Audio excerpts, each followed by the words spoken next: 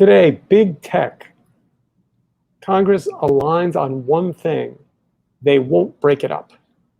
Then Twitter hackers get nailed. And what's going on with TikTok? Finally, a video game you need a prescription to play. That's all on today's Future Forward. I'm Steven Rosenbaum. And I'm Alexis Cordato. Let's launch. Hey, hey. Hey, Steve. Greetings and salutations. It is August 1st. Weird, right? Did we know this? Did this happen magically? How did we know? We're almost getting through the longest year of our lives. Yeah, no, that's true. So we have three things we're going to do today. We're gonna do the big tech breakup. And by the way, maybe what I said is a little bit rhetorical because they seem to all want to break it up, but not in the same way. Yep. Then we'll dig into this Twitter thing because we should, and we might have to get to TikTok sooner because there seems to be holy shit elements that are coming unfurled right now. Yeah. Like, and then I have some other stuff too. But let's just start. So, how much of the hearings did you watch any? Could you? I saw like clips here or there. I mean, it was very funny to even just see it take place on Zoom, just like in that format, right? Yeah. So I had a take on that. I mean, I think it was political theater at its most egregiously terrible. Ooh, okay. Just because, well, I mean, everyone had an agenda, right? So, the Republicans had an agenda. They had a script they were going to read off of. The Democrats had an agenda. They had a script they were going to read off of.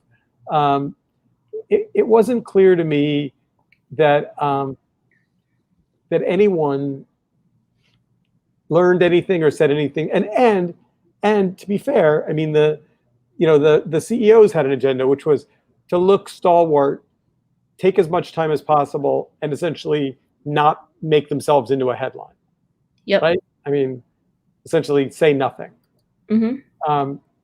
So nothing was achieved. I didn't learn anything. This is the new thing out of Washington. Everyone's like about running the clock. Let's just run the clock. I thought the line of questioning, though, was significantly better than the last congressional hearings. Like, I felt like the last time around, it was sort of like, there are a lot of people who used your platform. Like, it was just like basic stuff. Yeah. I don't. So look, there's some obvious stuff, right? I mean, in terms of low-hanging fruit, you could go through straight up antitrust and say Amazon has to divest of AWS. What would that mean in the real world? AWS is a massive business. Snap it off like a twig, it goes and grows fine.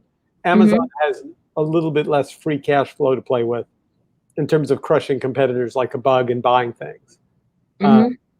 But they're at a place now where, I don't think it's going to make or break either company. So, I mean, I actually chuckled when Jeff Bezos made the claim that he has tons of competitors when it comes to e-commerce. I mean, what? Like, is he actually comparing, I don't know, like the rinky-dinky, like, I don't know, local Shopify site selling, I don't know. All right, let's play that out. So how many years has Amazon been the king of the jungle, 800-pound gorilla? Oh, we own the universe. Not 10. I don't know. For me, I guess for me, it's like I was given a Prime account as like a college perk.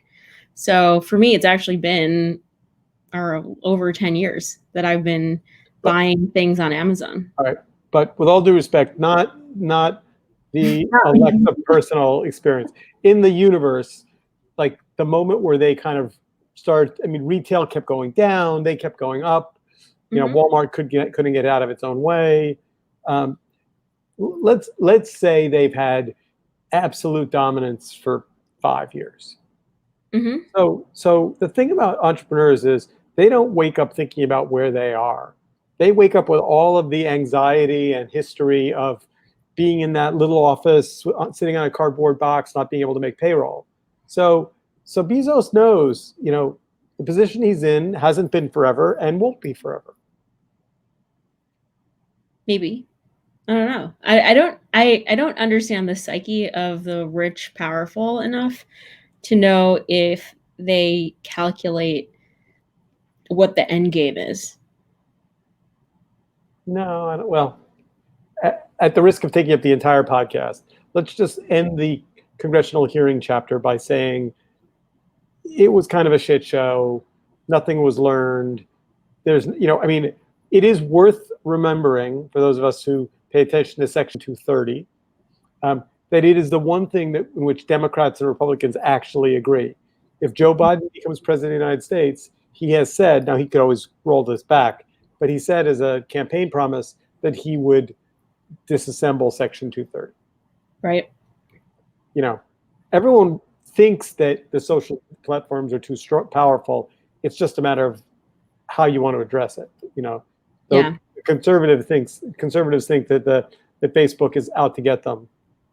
I don't know what evidence they have, but so if you had to wave a magic wand, I mean, what do you think is the ideal outcome? What should Amazon do, Google do, Facebook do? So here's why that's a really funny question. You don't even know this. I got an email out of the blue from a professor last week. He said, I've written a paper. And he said, I heard the talk you gave on Section 230 at South by, at the virtual South by. And my paper is titled Steve Rosenbaum's Magical Theory. Because I talked about waving a magic wand. And I think the answer is, and my smarter friends, I'm just borrowing from them, you have to modify Section 230. You're not going to disassemble it, but you're also not going to you're not going to let this fantasy that Facebook and Reddit and Twitter and YouTube aren't publishers continue, because having the amount of power that they have with no responsibility is what's gotten us here. And yes, that's going to open up a massive liability nightmare, but I think that's what the courts are for. I hope you're right, Steve. All right, so let's move on to TikTok. We'll jump over to TikTok and then we'll come back.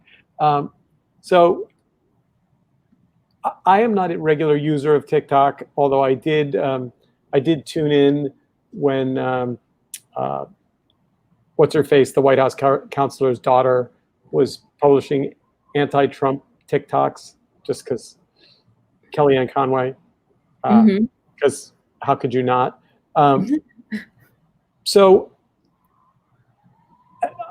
I mean, from what I understand, TikTok is currently owned by the Chinese government or a Chinese-controlled entity. Yeah, called ByteDance. Right. BYTEE. And they're going to spin it off, and Microsoft is going to buy them. Supposedly. But before Microsoft buys them, Trump's going to come up with some magical presidential edict and shut it down.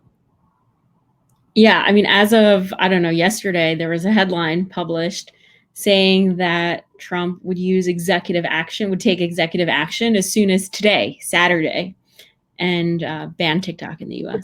But I think he changed his mind. And instead, today's executive action is going to be on Mondays and Wednesdays, everyone needs to wear blue socks. And on Tuesdays and Thursdays, everyone needs to wear white socks.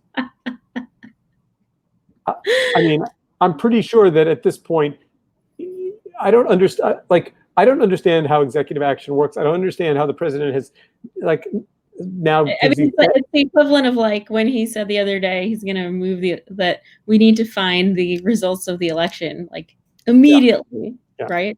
So if he can ban TikTok, if he can shut it down, then why doesn't he shut down NBC or the New York Times or the Wall Street? I mean, I don't understand. I'm sure he would love to. Well, but I don't think he has any more authority to shut down TikTok than he does to shut down the New York Times. No, I mean, I think like many things he just says them in the moment, whatever comes into his brain, he has no filter.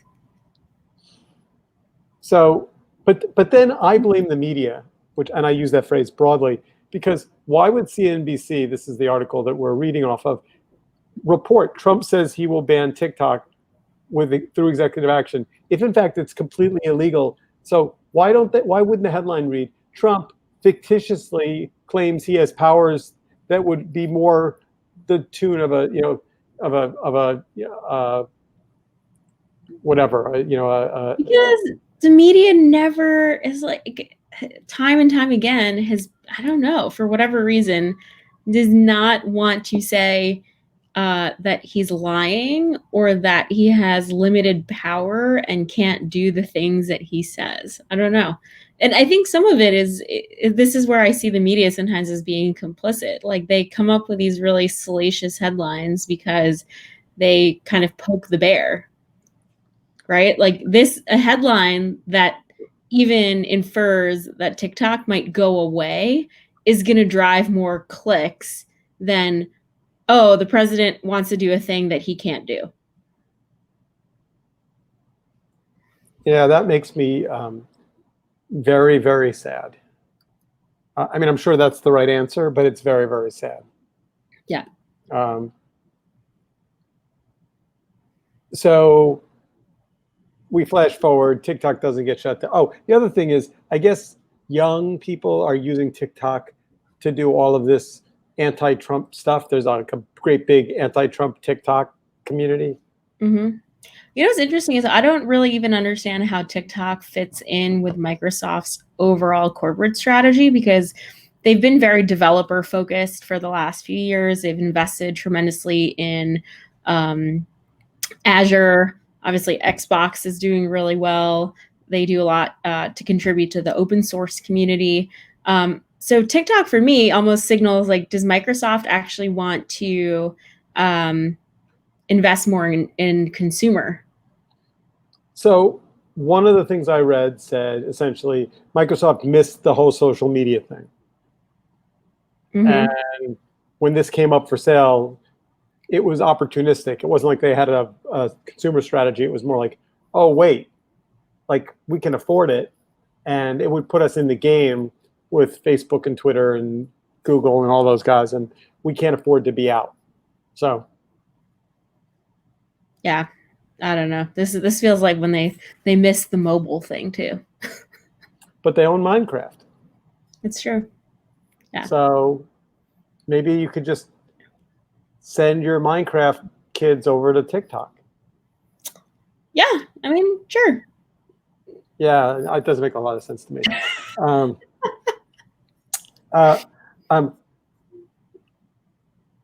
I would like to put my vote in to defend TikTok's. You know, what's weird is I'm still not clear whether Trump's attacking them because they're Chinese or because they're anti-Trump or just because he needs a headline every day. And you've heard me say this before. I literally think he has a notepad of things he could do to win the daily news cycle. And he goes, yeah, and of course, anything that distracts us from the 33% shrink in GDP, yeah, or I don't know, unemployment, coronavirus, dead Americans. Yeah. So I think he's got this list, and I think he picks it up every morning and goes, fire Jared. Not today. All right. Let's see. Fire. And then he's got all his, all the acting cabinet members. I can fire, fire Mnuchin. I don't know. Fire Betsy DeVos. Right? Because, that he can just. It's like a reality TV show. It's like The Apprentice. It is very much like, yeah. So let's take a second and go to this Twitter hack story. Yeah, we talked about this a few weeks ago, and they found the kids. They found the kids, and they're like literally kids. It's like, but like, I wasn't sure from the piece that I found, the WFLA piece, like what, like, was it part of some larger conspiracy, or it was just a bunch of kids? No, I mean it is a 17-year-old, so not a legal adult, a 17-year-old in Tampa, Florida, who orchestrated the whole thing and had 2 accomplices in the UK. And again, I mean, we talked about it on the show, but I mean, $100,000 in Bitcoin, like That's probably the thing that's like the most comical about it. It's actually not even really like a lot of money. No, it's going to be you're going to be in That's jail for their legal fees alone. and they will go to prison. Well, I don't know. How will that work? Will the UK extradite the two accomplices? Will they punish them in the UK? That I'm not sure. I mean, the article really focused on this kid Graham and how he was put in jail. I think his punishment should be being locked in a room with a pitcher of water and Jack Dorsey for like a week and a half. Yeah, I mean, you take a kid like this, and I'm like, the government should hire him to basically do, white hat like security infosec on behalf of the government. I mean, but I'm sorry, I didn't read deeply into the article just because I was reading the other ones. Did they say how he did it? No, they didn't. Okay, good. So I'm not missing. It may be somewhere out on the internets, but I didn't see it. But I mean, I just know they just said that it was a complex nationwide investigation, and so I think what we know from the last time is that it was through Twitter's internal systems that and over like hundreds of Twitter employees had access to those systems. But okay, but somebody had to give him the keys. Yeah, I guess we'll find that out. Yeah, I mean, but like a hacker could probably get into my computer or your computer right now, and then us not being in an office, like tied, like hardwired into like IT protocols, it's easy enough to even like record someone's screen as they're doing something. Okay, that's creepy. I have a feeling you know this better than I do, but yeah. But how will they get him to tell what he's done? I mean, the federal government. I mean, we know how to. They could just waterboard him. Yeah, it'll also be interesting given his age. Will he be tried as an adult? Can you waterboard minors? I just wanted to make sure you heard that I said that. All right, so we're going to find out. In some ways, it's good news because it means it's not good or bad.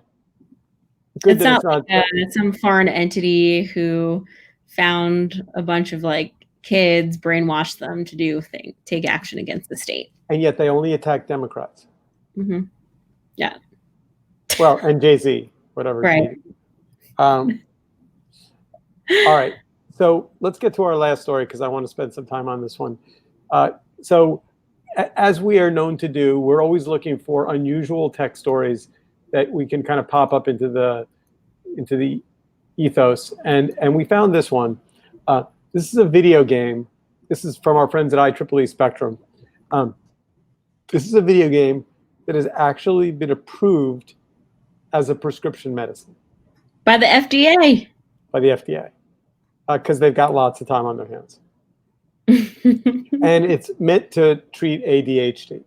Yep. It's a racing game, first person, and it's called Endeavor RX. And it was built by a team in Boston. But it was built to treat attention deficit. Mm-hmm. It's not a game that kids play that happens to have a so I guess my question is, what does it mean? Well, I mean, the underlying question, the one that jumped off the page for me is, if a video game can be a prescription medicine, that means that the FDA has acknowledged that video games have an impact on brain function. Mm-hmm. Yeah, but I think it's like dance therapy, for example, is something that exists. And so I mean, I'm into the trend of the FDA acknowledging that drugs and chemicals, ingesting them is not necessarily the be all end all of treatment. I also assume from the standpoint of the developers, it makes the game incredible. I mean, does that mean you can't play it without a prescription? Oh, I didn't get that sense. I mean, I think I I interpreted it more as like, okay, anyone can play it, but if you are seeking treatment for ADHD, then a doctor can prescribe this as sort of an FDA sanctioned form uh, of treatment. Yeah, I read it twice because, it's anything. My understanding is anything that requires a prescription, you can't get with. It's not like you can go to the pharmacy and say, "I'd like aspirin with a prescription," or "I'd like aspirin just over the counter." Either it's like prescription generally means it's restricted, has some restricted use.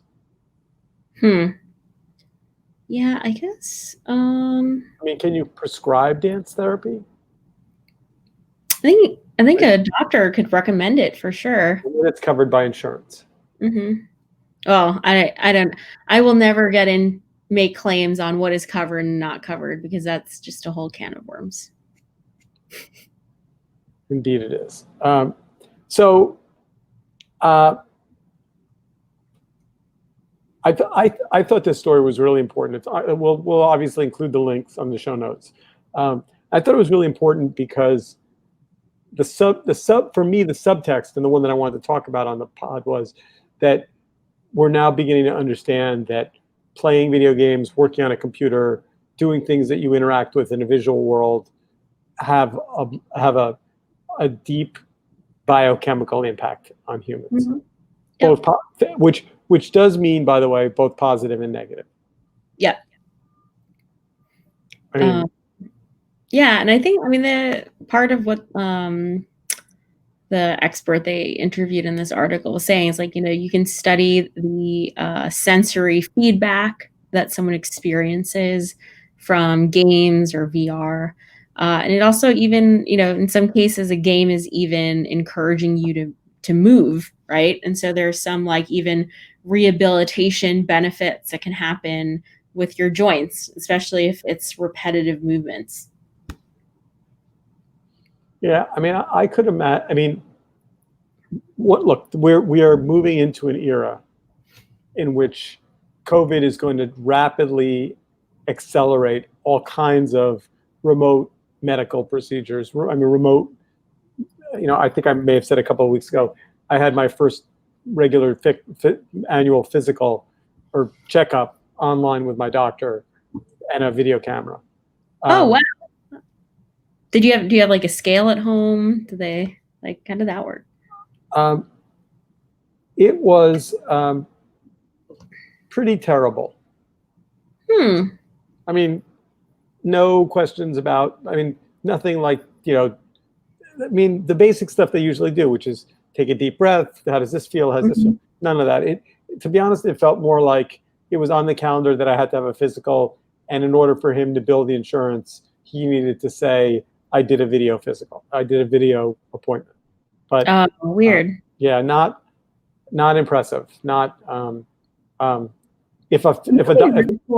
think this happens in places like maybe like Hawaii, like oh gosh, I have to find this link, but like imagine a future experience where your doctor, or maybe you even have it, like a USB stethoscope, right? And then it's like you plug it into your computer and then you put the stethoscope on your chest and then the doctor can hear it.